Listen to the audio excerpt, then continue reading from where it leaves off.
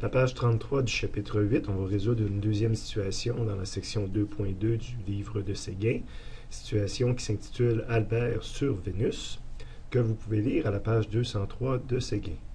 On fait une première lecture. À la deuxième lecture, on identifie nos données. Donc, le premier chiffre qu'on nous donne, c'est la masse d'Albert à 90 kg. La densité de la planète Vénus de 5,24. Donc, le 5,24 ici. Une densité, c'est un rapport entre la masse volumique de matière et la masse volumique de l'eau. Donc, c'est un rapport entre deux unités, entre deux quantités qui ont les mêmes unités. Donc, les unités vont simplifier. C'est une valeur sans unité, la densité, comme telle. Et on nous dit que la planète Vénus a un rayon de 6052 km.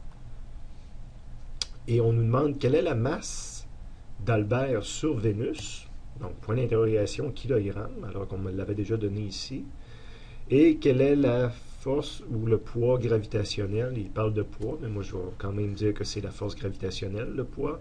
Donc, c'est une valeur de force en newton sur Vénus. Donc, j'ai deux fois la masse d'Albert. Ici, je vais probablement l'avoir identifié comme la masse d'Albert, puis la deuxième fois, la masse d'Albert sur Vénus. Il nous demande ça. La densité, la lettre que j'utilise, petit d, de Vénus. Quand c'est une planète, souvent je mets la lettre pour représenter la planète. Le rayon de Vénus. Et on cherche la force gravitationnelle d'Albert, mais sur Vénus. Donc, je l'ai précisé en disant, en rajoutant l'indice V majuscule.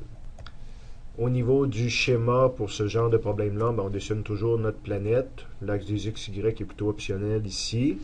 Bon, j'ai la masse d'Albert, donc je vais mettre Albert à la surface de la planète. La densité de la planète, c'est une quantité scalaire, je l'écris sur la planète comme telle. Le rayon, je me trouve un endroit pour préciser le rayon de la planète. On me demande la masse d'Albert sur Vénus. En ayant dessiné MA, j'ai déjà le MA sur Vénus aussi. Et on me demande la force gravitationnelle, donc je vais illustrer où est ma force gravitationnelle vers le centre de la planète Vénus. On va répondre au premier point d'interrogation. On me demande quelle est la masse d'Albert sur Vénus. Donc, masse d'Albert sur Vénus. Si vous avez lu et si vous comprenez, et si on vous l'a expliqué dans le passé, la masse, c'est une quantité invariable. C'est l'équivalent de la quantité de matière, si on veut. Donc, la masse d'Albert sur Vénus, ce serait la même masse sur la Terre. C'est le MA, tel que donné dans le problème. Donc, c'était... ne demande pas de calcul, c'est juste une vérification de compréhension. Là. 90 kg ne peut pas varier. Et on me demande la force gravitationnelle sur Vénus. Donc, je peux aller dans le formulaire, là, mais j'espère que vous savez que lorsque vous cherchez une force gravitationnelle, 1 Fg, il y a une formule pour calculer Fg. C'est une petite formule très simple, très unique, que vous connaissez déjà. C'est que la force gravitationnelle est égale à m fois g. Et je vais l'appliquer à ce problème-là. Donc, je cherche le Fg sur Vénus. Je vais prendre la masse d'Albert et je vais le multiplier par le g sur Vénus. Je vérifie si je connais quel chiffre que je connais là-dedans, mais il y a juste le 90 que je connais, donc j'étais déjà bloqué à cet endroit-là. Maintenant, j'ai un point d'interrogation intermédiaire. Ça me prend une valeur pour le G de Vénus. Donc, ça aussi, on l'a déjà utilisé. On peut le voir sur le formulaire. Mais j'ai une formule pour calculer le G qui est égal à grand G, M divisé par la distance au carré. Donc, on va appliquer ça à Vénus. Donc, le G de Vénus, ça va être grand G, la masse de Vénus, divisé par le rayon de Vénus au carré. Je vais vérifier qu'est-ce que je connais là-dedans. Le grand G, c'est une constante. Le rayon de Vénus, évidemment, quand je donne la formule de physique, travailler des kilomètres ne serait pas souhaitable. Donc, il y a une conversion d'unité ici pour le mettre en mètres. Mais j'ai un deuxième blocage. Ça va me prendre un calcul de la masse de Vénus là, qui n'était pas dans les données du problème. J'ai besoin, donc, on dit de la masse de Vénus en kilogrammes. Quand je regarde les données qu'on m'a données, ce qu'on m'a donné, c'est la densité. Mais la densité, c'est un lien avec la masse volumique de l'eau. La masse volumique de l'eau peut me fournir des kilogrammes. Donc, on va utiliser une formule on va essayer de calculer MV en passant par la masse volumique et en passant par la densité. Évidemment, ça me prend les formules pour faire ça. On va les voir dans le résumé. Bon, même si je passe à travers toute la première page et la deuxième page du résumé du chapitre 8. J'ai pas pensé à les mettre là, si je me rappelle bien, là, masse volumique et densité, etc. Parce que je savais que je les avais déjà dans les annexes de toute façon, donc c'est une notion extrêmement générale. Donc je vous ai passé les annexes, on va aller voir c'était quel endroit. Donc ça, c'est ma petite table des matières, là, des différents annexes. Donc vous avez pratiquement tout ça en main dans vos résumés. Il faut savoir ce qu'il y a à cet endroit-là pour aller le chercher au besoin. Et quand on arrive à E, propriété des matériaux, ben, la masse volumique, c'est une propriété intrinsèque des matériaux. Donc je vais aller voir dans l'annexe E. Je suis dans le résumé pour l'annexe E, donc on nous parle de structure de la matière, des états de la matière, et j'arrive au milieu de la première page, la masse volumique, ρ est égal à m divisé par v, puis je vais utiliser aussi la densité. Donc, on va prendre probablement la densité d'une planète, c'est solide et c'est liquide. C'est aussi gazeux, mais une planète, on considère ça comme un objet plutôt solide. Donc, on va prendre la formule qui est ici, ainsi que la formule qui est ici. On va rapporter ça dans notre problème. Donc, je veux calculer la masse de Vénus. Donc, comme outil, je vais utiliser la masse volumique. Donc, ρ est égal à m divisé par v. Je cherche m, je vais isoler le m là-dedans.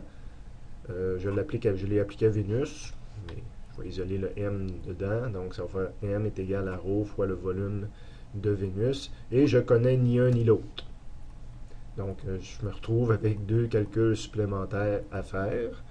Le premier calcul, le ρ, on avait vu la deuxième formule qui était la densité, donc la définition d'une densité de liquide, c'est ça. Je vais l'appliquer à Vénus, donc la densité de Vénus, ça va être le ρ de Vénus divisé par le ρ de l'eau, puis j'ai besoin du ρ de Vénus, donc on va isoler le ρ de Vénus, densité de Vénus fois le ρ de l'eau, et j'ai des chiffres, donc ça c'est calculable immédiatement si je veux le calculer. J'ai donc réglé celui-là, il me reste à régler lui pour pouvoir dire que j'ai réglé la masse. Le volume, ben, c'est le volume d'une planète, c'est tout simplement de la géométrie. On a un annexe aussi, hein, si vous vous en rappelez pas, il y a un des annexes que c'est outils mathématiques, géométrie, donc on peut trouver c'est quoi la façon de calculer un volume d'une sphère, mais c'est 4 tiers pi r cube. Ici, je l'ai appliqué directement à Vénus, donc le volume de Vénus, c'est 4 tiers pi r cube de Vénus, et je pourrais mettre immédiatement des chiffres dans ça et obtenir ma réponse en termes de volume. Ben, si je connais ρ et le volume, je connais maintenant la masse. Si je connais la masse, je peux calculer le G. Si je calcule le G, je peux calculer le FG. Du point de vue physique, le problème est entièrement résolu. Il reste juste des mathématiques à faire, soit des calculs ou de tout regrouper ça ensemble. J'ai probablement eu le réflexe de tout regrouper ensemble. Donc, MV est égal à le ρ, c'est dV fois ρ de l'eau, fois mon volume, donc 4 tiers pi r cube. Et là, je pourrais une étape pour calculer ma masse de Vénus si je veux. Je peux le faire directement avec des chiffres, en multipliant les deux résultats intermédiaires que j'avais. Prochaine étape, ben, c'est de recalculer maintenant le G de V. J'avais une formule en haut ici, donc je peux réécrire ma formule, faire les remplacements si je veux. Donc j'ai mis mon MV à la fin, je l'ai remplacé par ça puis ça, etc. Là, ça fait beaucoup de remplacements de variables. Ou encore, on utilise nos réponses intermédiaires, mais en bout de ligne, vous allez arriver à la même réponse que moi, là, si vous ne faites pas d'erreur de pitonnage. Et finalement, un coup que je connais le G de V, je le ramène dans le 90 fois 10 G de V. Là, moi, j'ai probablement réécrit toutes mes variables que ça donne, mais c'est possible de faire le calcul avec les chiffres intermédiaires et d'arriver à la bonne réponse.